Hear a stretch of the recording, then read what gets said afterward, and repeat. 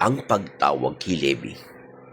Muling pumunta si Jesus sa baybayin ng lawa ng Galilea.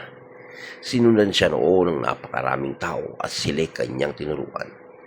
Habang naglalakad si Jesus ay nakita niyang nakaupo sa tanggapan ng buwis si Levi na anak ni Alpeo. Sinabi sa kanya ni Jesus, "Sumunod ka sa akin." Tumayo naman si Levi at sumunod nga sa kanya. Nang si Jesus at ang kanyang mga alagad ay kumakain sa bahay ni Levi, kasalo nilang kumakain ang mga maniningil ng buwis at mga makasalanang sumunod sa kanya. Na makita ito ng ilang tagapagturo ng kautusan na kabilang sa pangkat ng mga Pariseyo, tinanong nila ang kanyang mga alagad, "Bakit sa kumakain kasama ang mga maniningil ng buwis at mga makasalanan?"